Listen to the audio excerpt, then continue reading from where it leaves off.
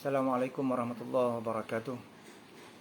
Innal hamdalillah nasta'inu wa nastaghfiruh wa na'udzu billahi min shururi anfusina wa min sayyiati a'malina. May yahdihillahu fala mudilla lahu wa may yudlil fala hadiya lahu. Asyhadu an la ilaha illallah wa asyhadu anna Muhammadan abduhu wa rasuluh. Amma ba'du fa ya ayyuhal mu'minun ittaqullaha haqqa tuqatih wa la tamutunna illa wa antum muslimun. Shadaqallahul azim. Waalaikumsalam. Ustaz Amir, Amirul Hafizi ya, masya-Allah. Terima kasih kepada semua yang berada dalam talian pada pagi ini. Mohon maaf atas sedikit masalah teknikal. Terima kasih kepada juru teknik yang bantu di rumah. Kan ada yang jaga wire, ada yang jaga handphone dan sebagainya kan. Alhamdulillah. Jadi tuan-tuan yang dirahmati Allah SWT sekalian, kita akan sambung kuliah penawar bagi hati yang telah kita tangguhkan beberapa serinya. Dan pada pagi ini insya-Allah kita akan melihat tajuknya iaitu rakus dalam berkata-kata.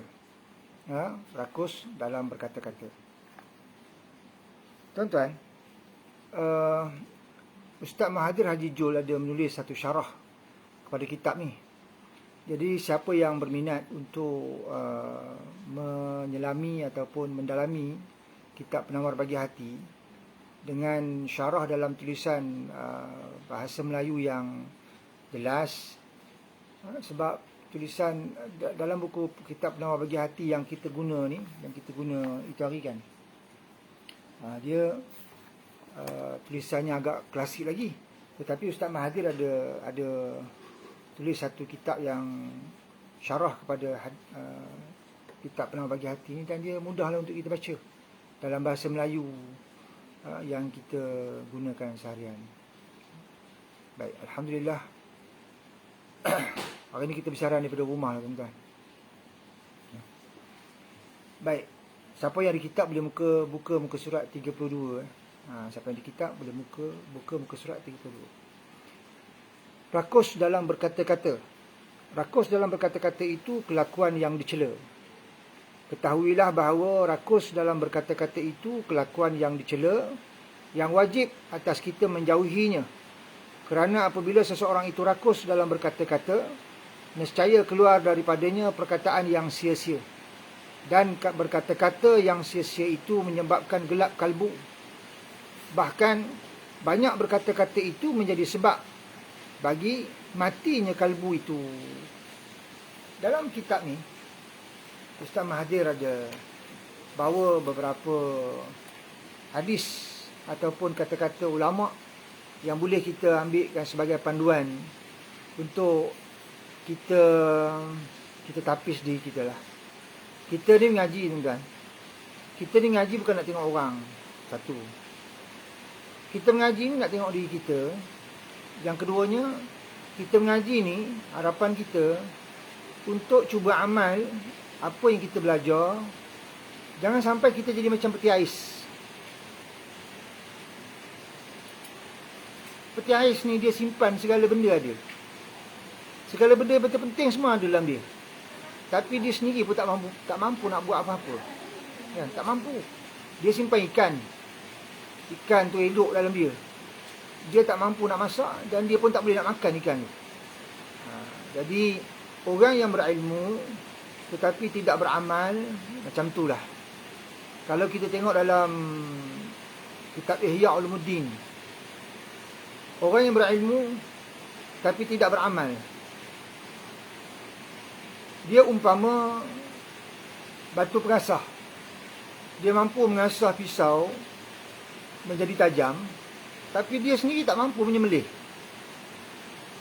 Dia umpama almari ataupun rak yang menyimpan buku.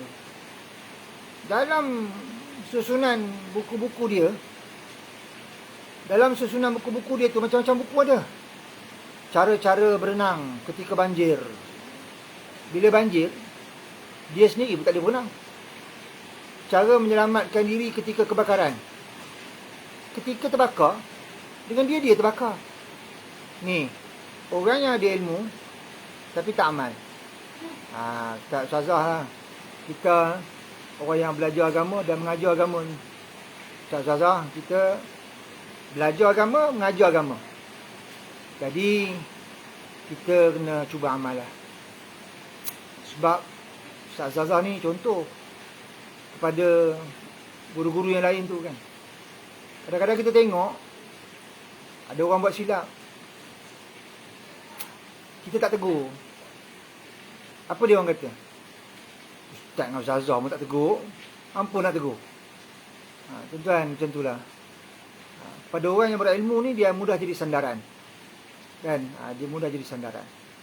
Jadi, jomlah kita beramal dengan ilmu kita ada. Baik.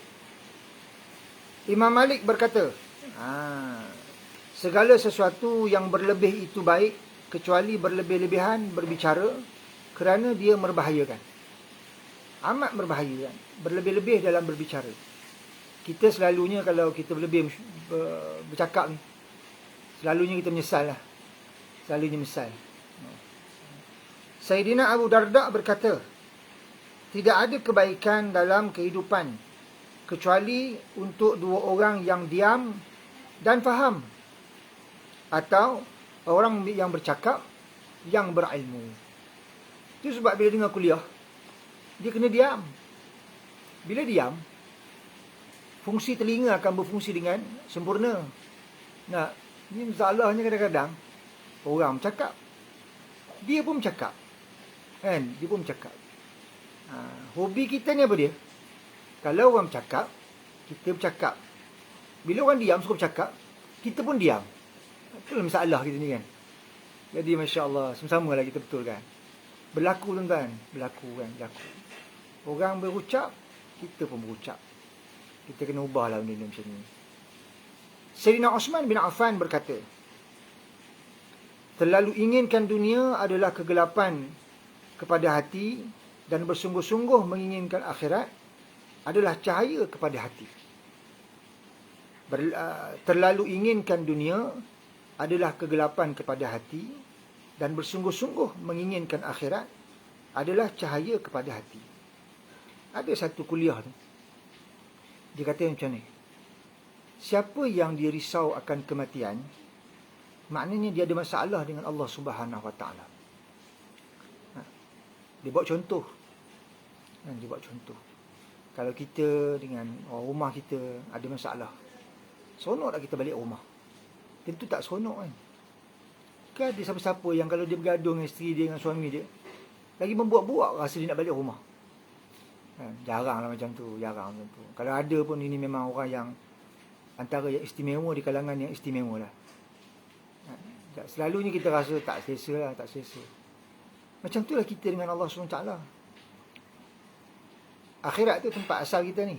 Syurga tu tempat asal kita. Sepatutnya kita rasa seronok nak balik. Kita balik kampung ni patut rasa seronok. Tetapi di saat kita rasa tak apa seronok nak balik kampung, ada masalah lah kita ni. Kan? Adalah masalah ni kita dengan Allah SWT. Dah. Imam Ibnu Athaillah As-Sakandari berkata, termasuk dalam tanda-tanda matinya hati ialah tidak berasa sedih atas apa yang engkau tidak lakukan daripada ketaatan-ketaatan, dan tidak menyesal atas apa yang engkau lakukan daripada perkara-perkara yang menggelincirkan, iaitu perkara-perkara dosa. Ni antara tanda hati kita mati. Kita tak buat amal, tak rasa apa-apa. Ada amal-amal yang kita belum buat, kita tak rasa apa-apa. Kita rasa selesa je. Dan kita melaksanakan perkara dosa tu, kita juga tidak menyesal. Umur 40 dah. Teringat zaman-zaman dulu yang semayang lambat. Teringat zaman-zaman dulu yang ialah harta orang macam harta kita. Tak rasa nyesal. Dia tak rasa nyesal. Dia rasa biasa je kan. Ini antara tanda-tanda orang yang hati dia mati. Kitab Hikam Ibnu Athaillah Sakandari ni kitab yang bagus untuk kita membangunkan hati juga. Sebab di dalamnya banyak perkataan-perkataan yang boleh mengusik hati kita ni. Yang kita perlu rasa sedih lah kalau hati kita dilanda dengan masalah-masalah yang begitu.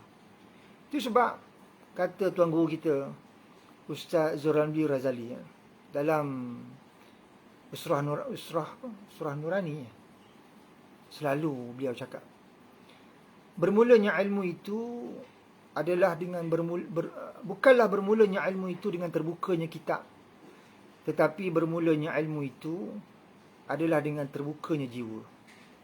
Bila kita baca buku-buku yang macam ini, dia akan beritahu kesalahan-kesalahan kita, dan dengan itu baru kita tahu kita salah. Alangkah beruntungnya kita, sebelum kita mati, sempat kita tahu perkara-perkara yang kita buat salah. Sempatlah nak bertaubat, sempatlah nak minta maaf. Sempatlah. Bayangkan, kalau kita mati, kita masih bawa benda-benda yang silap-silap. Ni ustazah-ustazah ni, cikgu perempuan yang ada dalam ni. Bila kali tak akhir menyakitkan hati suami? Dah minta maaf belum? Kalau belum minta maaf, pergi minta maaf. Dia kata, apa ustaz? Suami pun lebih kurang ustaz. Suami pun selalu buat saya sakit hati. Sama je kita. Kan, sama je kita. Mana ada orang sempurna? Kenapa kita kadang-kadang kita suka sakit hati dekat orang dalam rumah? Dekat pejabat okey je. Sebab orang dalam rumah kita lah paling kita banyak tahu kelemahan dia. Kan, kat pejabat tu lakonan kan, kat sekolah kelakonan je. Rajin bancuh air lah, apalah. Kan? Kat rumah tak buat pun. Mana hati macam tu. Kan? Jadi kalau kita ada silap, kita ada salah, minta maaf lah tuan. Kan? Tak boleh lah lagi minta maaf bagi muka. Lagi serabut. Ikut suka hampa lah. Baik.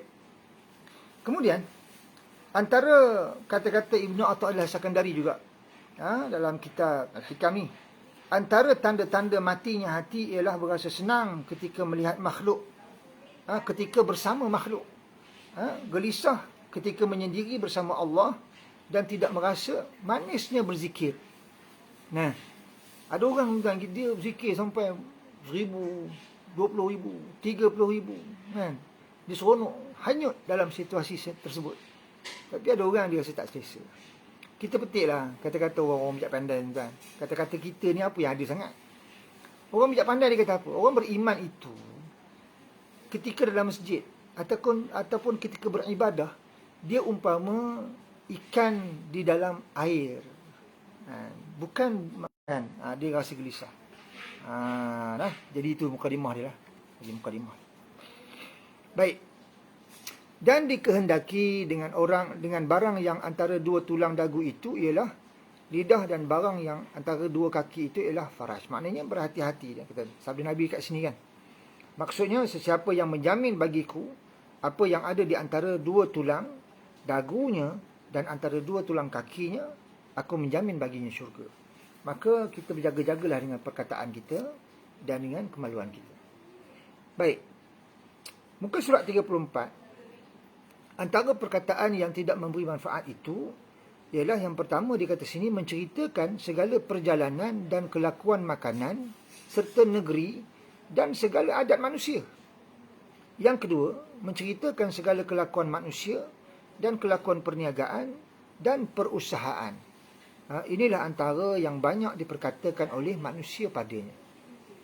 Jadi, kesimpulan daripada tazkirah kita pada pagi ini, tuan-tuan, kita perlu tahu perkara yang bermanfaat dan yang tak bermanfaat. Islam kata apa? Min husnil islamil mar'i tarkuhu ma la ya'ni. Dan daripada keindahan Islam itu ialah meninggalkan apa yang tak perlu. Dalam kerja buat kita ni, timbangan kita ialah perkara-perkara yang boleh dan yang tak boleh. Cuma dalam itu adalah unsur-unsur warak. Seandainya kita nak mengambil sikap warak, kita ambil dua terjemahan.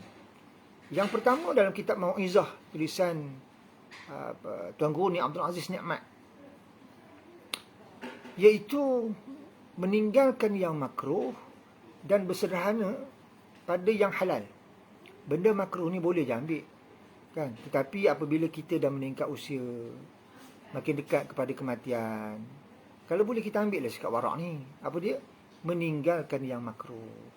Yang makruh tu tinggal lah. Pelan-pelan lah buat. Pelan-pelan. dan bersederhana pada yang harus. Contohnya, kita boleh je dan kita hendak je makan mi goreng. Kan biasa kita makan 2 pinggan contohnya kan, 2 pinggan. Tetapi bila kita dah tua ni, bersederhana pada yang harus. Jadi kita makanlah sepinggan.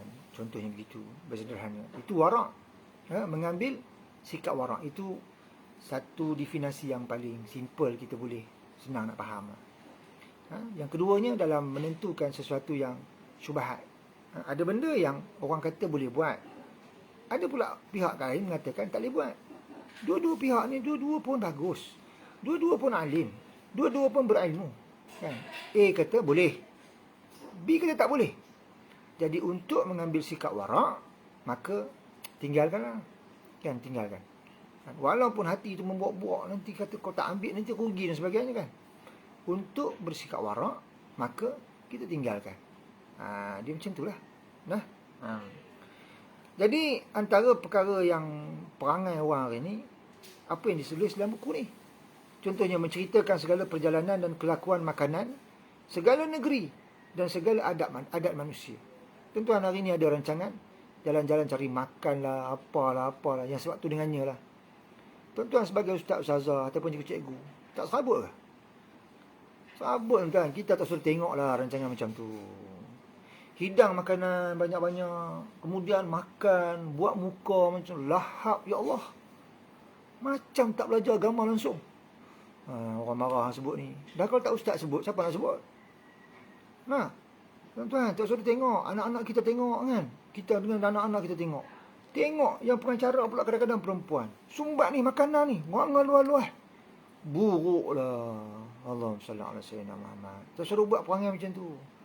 Tuan-tuan, kita kata, kita tengok je ustaz. Kita bukan, jangan kata.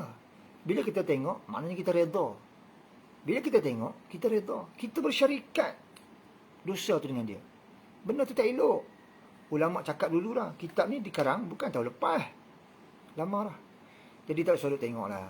Tengok rancangan pelik-pelik macam tu. Hidang makanan banyak-banyak. Kemudian duk cerita pasal makan apa semua. Tak usah lah. Tak usah. Benda ni tak elok. Tak elok untuk kita punya akhlak. Tak elok untuk kejadian anak-anak kita. Tak elok. Kan? Jadi kita pun nanti ada orang sanggup ni jalan jauh-jauh hanya kerana nak pergi makan. Tak usah lah tuan-tuan. Allah, jangan macam tu. Belajar tapi buat teruk lah. Berat. Tak mahu macam tu. Kalau setakat nak makan nak makan tom yum contohnya kan, minta maaf lah no.